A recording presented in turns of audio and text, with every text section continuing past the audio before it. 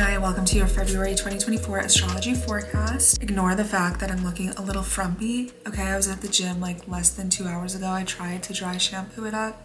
I don't know if it worked that well for me. Let's just get into it. On the 5th, so today, Mercury is entering your 9th house and it's going to conjoin Pluto as it makes its way into your 9th house. So Mercury is the planet of communication.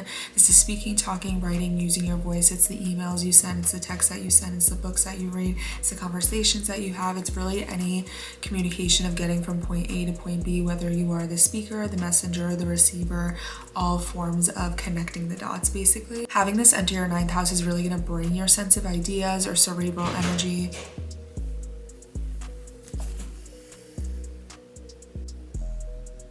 Mercury going into your 9th.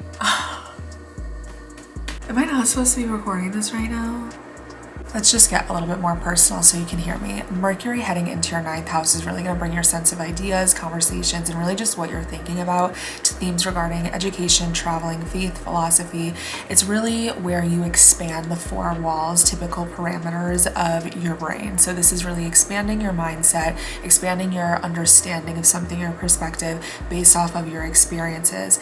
Experiences and the knowledge you get from them are typically found through things like learning something new, whether that's school, education, taking a course, going somewhere new, like traveling to a new city or going on vacation, exploring your culture or your language or your background a little bit more. It can be faithfully related in the sense of like religion or having a spiritual awakening, reading self-help books. It can also just be that you are becoming more chatty and curious about things that aren't so familiar to you. So getting outside of your comfort zone, saying yes to opportunities that you typically wouldn't.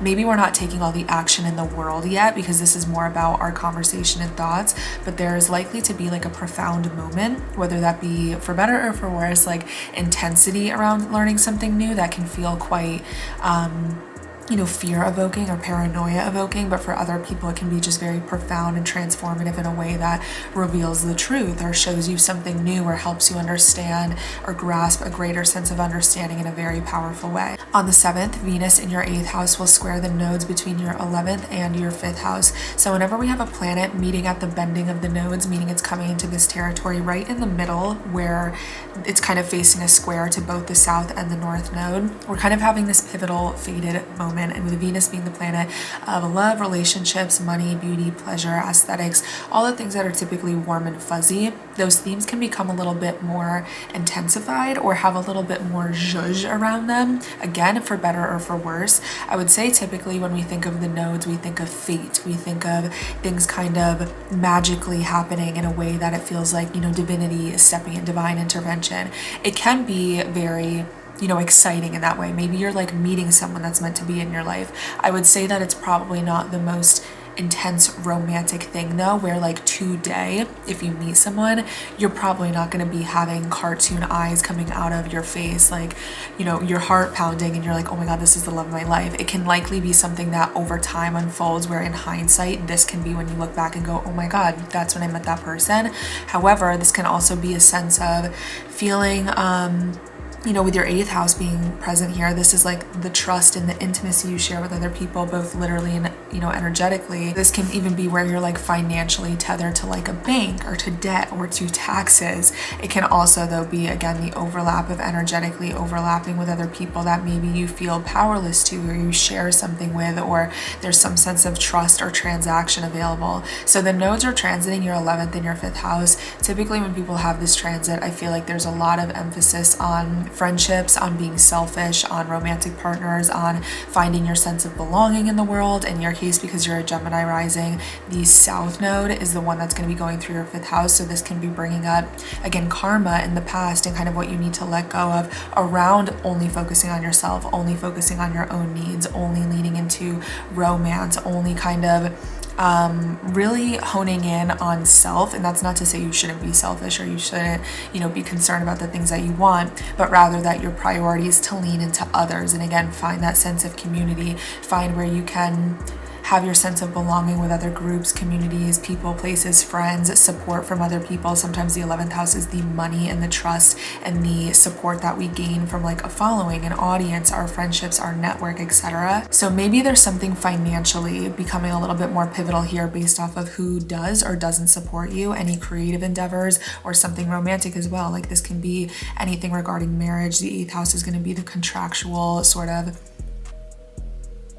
tether, both with your assets, with your money, and with trust when it comes to marriage. It's going to look a little bit different for everybody across the board. On the 8th, the sun is going to square Uranus. So across the board, this is usually going to be an unpredictable day of a fluke of nature, something unexpectedly happening, or kind of going against the grain when it comes to our own likes, our own typical way of approaching things in life, the way that we typically do things, and kind of shaking it up a little bit. This can be anything as minor as like taking a different route to work, ordering a different coffee order than you typically get, kind of saying, you know what, I'm just gonna get out of work early and I'm gonna go do something that I want to do. It can also be something as extreme as like getting into an accident or having a major financial fluke, or just deciding, you know what, I'm sick of this relationship, I am gonna break up with him today. Again, it's gonna look different for everybody. This is less likely to be something that's really rocking your world unless it's affecting you very personally in your personal chart. It's gonna matter like how it's configured based off of your natal placements. However, this is something that we more so see politically or in the headlines, in the news, where we're like, oh my God, did not think that was gonna happen.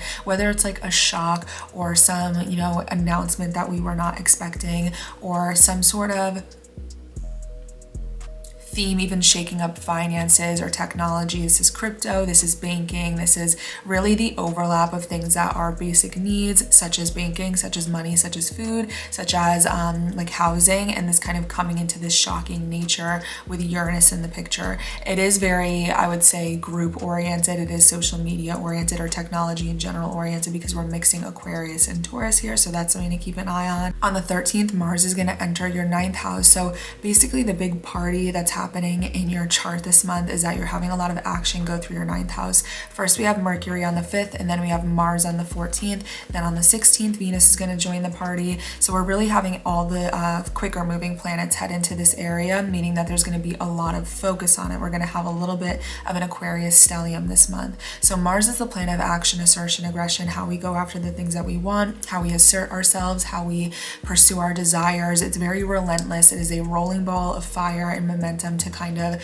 exert our energy to go after what we want, to put up a fight for something that we believe in, that we're passionate about. Mars entering the 9th house can be a lot of action or changes happening with travel. I don't think it would be insane at all to assume that you might be going on a trip. You might be taking a week off of work to go to some city that's not very close to you. It could be that you're even just having a lot of changes again in your mindset. There's likely to be some sort of like transformation and change and quick moving energy, a lot of things happening very quickly, like a catalyst sort of vibe when it comes to your perspective, when it comes to the way that you're understanding something, or even the way that you're defending your own beliefs and ethics of some sort. So having Mars conjunct Pluto again on the 14th, so on Valentine's Day, having this conjunction, that's going to be really intense for everybody across the board. Valentine's Day is quite unusually like violent and intense almost for no reason. Having this in your 9th house likely doesn't look like something that's going to be very hard on your romantic relationships. However, Mars does rule your 6th house of work, health, routine, lifestyles, really the day-to-day details of what kind of makes our day scheduled the way that it is, whether that be going to an appointment, the labor that's required for the position of the job that you have, you know, taking your dog on a walk, things like that. Mars also happens to rule your 11th house, which again is groups, communities, associates, your sense of belonging in the world, friendships. There might be some sort of conflict with any of those themes, whether it's general frustration over like a health thing or a work thing or your network, your social media following, something like that. However, having it happen in the 9th house can be again some sort of frustration or that tension or that change happening with your understanding, with a piece of information or knowledge, or with some sense of belief in what you've known up until this point kind of intensifying here. On the 16th though, having Venus enter the same area is really going to bring a sense of ease. So if you find that there is really frustrating energy throughout the middle of the month, Venus kind of brings a sense of warmth and coziness and kind of smooths over and puts a band-aid on any wound that Mars has caused. So I would say that the very peak of this is probably going to be Valentine's Day, but literally by the 16th, Venus is coming in and saying like, all right guys, calm down, like I'm going to fix this here. On the 17th, Mercury is going to square Uranus and Venus is going to conjoin Pluto. So let me actually erase the words that I just said, that Venus is solely coming in just to kind of ease any frustrations. I do still think she's going to do her job of like warming up this area of the chart. However, it's not without a big bang as she initially makes her way and ingresses into Aquarius. And the reason that I say that is with Mercury squaring Uranus. Mercury, again, that we know is communication. It's speaking, talking, writing, using your voice. We know all of the keywords that come with Mercury at this point. It's the smaller details of the bigger moving machine and the kind of the thing that keeps everything moving basically in a reliable, consistent, predictable way. So when we have a square, so a little bit of a conflicting point, a sense of friction, a sense of frustration, to Uranus being again shock factor, unpredictability, oh my god, I didn't expect that. This can be a message you didn't expect coming through. It can be a piece of information that kind of blows you away. It can be a little detail, or again something with technology, something with transportation, something with a conversation that you have with someone, being a little bit like taken back and being like, whoa, I did not expect them to say that, or like this is really making me think differently of X, Y, and Z. Having that same Venus and Pluto conjunction happening on the same day is likely to be kind of overlapping this again with romance, finances. Of course, we can say beauty and aesthetics can be a little bit more intense here as well. Valentine's Day across the board, I'm just like, what is happening for people? I feel like it's a combination of like really high expectations, maybe some disappointment, intense conversations, people dealing with the past, unexpected messages coming through, surprises, like all of it, both good and bad. And the 17th, I think, really ties all of that together. I would say for the 17th, it's just like there might be an unexpected sort of conversation that anybody has with anybody. It's not just limited to you being a Gemini rising, and it's likely to be something that's very profound and transformative when it comes to your sense of ease, pleasure, relationships, both, you know, platonic and romantic. It doesn't have to be limited to just romantic relationships. Again, having this happen though in your, well, this is going to be happening in the 9th house in terms of Venus conjunct Pluto. So that intensity of like love and beauty and money is something that's happening in the 9th house of traveling. So let's say you are going on vacation, this can look like meeting someone that's very profound and like having this very like mysterious or like obsessive sort of feeling towards somebody, even if you haven't just first met them. With Mercury square Uranus, this is going to be happening in your 12th house actually. So this is secrets. It's also foreign travel, but it's really internal. It's psychological. It's your blind spot. It's things that are happening in private, whether you are doing it in private or you find out somebody else has been hiding something from you. It's very shadowy. It's kind of mystical. So this is going to be interesting for you for sure. It's going to feel like, you know, pulling the curtain back a little bit. On the 19th, the sun is going to enter your 10th house, and then we're going to have Mercury enter your 10th house on the 23rd. So it looks like from the 19th to the 23rd, pretty much the last week of the month, we're going to be having a shift in focus from, again, like traveling, faith, philosophy, education, this newfound understanding of something, you kind of having a new perspective, maybe having more experience under your belt, and then carrying that into your 10th house where everybody else can see it. You look more independent. You look like you have more of a sense of authority. You look more like an expert or more professional. In your career, this can be more of a focus on career and saying, I'm going to set new goals. I'm going to really start to have this direction in my career now that I've learned this new thing. It can also be, you know, you displaying a newer sense of independence or confidence or accomplishment based off an experience that you just had throughout these previous transits. So I really like that the spotlight energy is kind of going to go from this explorative, curious energy to, from the end of the month, now being something that others can see about you and kind of boosting the energy around your reputation, your public image, your career, your accomplishments, etc. 23rd, again, Mercury just being conversations, communication. Now we're shifting that focus, those ideas, what you're thinking about, to your career, to your accomplishments, to your sense of how you kind of want to be perceived on a public level as well. On the 24th, we're having a full moon in your 4th house. So having a full moon in the 4th house can be quite emotional. It doesn't have to be, you know, you weeping your eyes out and having a breakdown, because it is going to be in Virgo, which is quite collected. It's a little bit more, I would say, reserved in expressing its emotions. It's not to say it's emotionally inept, but rather it's very grounded. It's very practical. It's not, you know, very likely to have a huge emotional explosion over something. However, this does kind of correlate to themes of control and togetherness and perfectionism and being of service to other people, breaking your back for the sake of other people, really putting a lot of pressure on yourself to kind of be less human and more of a robot in terms of like crossing all your T's and dotting all your I's and kind of being perfect. We may see domestic themes here, especially because it's in your 4th house, or themes around health, your mental health or physical health, your habits, your routines, your lifestyle, what your day-to-day life looks like. But having a full moon in your 4th house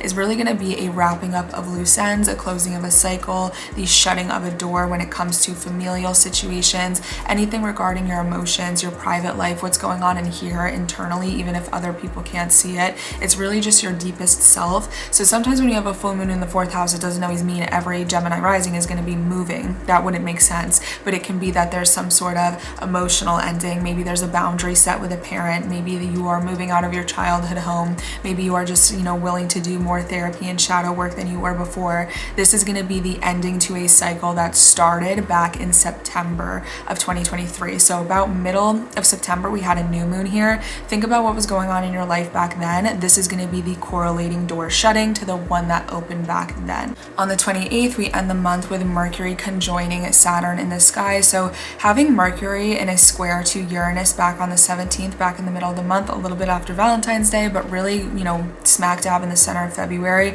that's where we had that shock of, oh my God, I didn't expect this person to say something. Oh my God, this was an unpredictable conversation. Oh my God, this little fluke happened, and now I'm just gonna have to deal with it, again, for better or for worse, whether that's winning a scratch off or like breaking up with your relationship. So on the 28th, having Mercury conjoin Saturn in the sky is really going to actually emphasize those themes of communication, the way that we connect all of the dots, and tighten them a little bit. Saturn is very resilient, it's very disciplined, it's very hardworking, it's very stoic. At times it can be very conservative in the way that it expresses with Mercury kind of in nature here. So this can be something where we have to be a little bit more mature when we deal with a situation. We have to brush ourselves off and be a little bit more of a grown-up, and maybe don't do the thing that we want to do or have the conversation we want to have, but that we have to have because it's appropriate and that's what we need to do, even if we don't want to. There might even be like a serious decision that you're making or an important contract that you're signing. This doesn't always have to be limited to, with Saturn, these like very depressing, lonely themes. Of course, that can be something that comes up in terms of what you're feeling that day. Maybe it's something where you are a little bit more reserved or shy or quiet or feeling limited and restricted in the way that you can communicate. But this can even be like a sense of accomplishment or authoritative energy, or kind of like leveling up and graduating to something that is detail oriented, that is word of mouth, that is communication. This is going to be happening in your career sector. So that's why I'm like, I think that this is something where, again, throughout the month, it looks like a journey of you learning something new, getting more experiences, expanding your comfort zone. And then the second half of the month is you kind of taking all of that, putting it on display for everybody to see, and kind of showing your accolades, showing that you've done the work, showing that you have earned your spot. And I think that it can be something that's even very celebratory. Again, it makes me think of someone like maybe getting a promotion, or maybe being able to change their position at work, or maybe being able to have this like brag worthy thing under your belt where you're like, yeah, I got this certification, or I completed this, or I bought a new home, I completed this thing, accomplishments, things like that. At the very worst though, with Saturn here, it could be something where, again, you have like a serious conversation maybe with an authority figure that can feel a little bit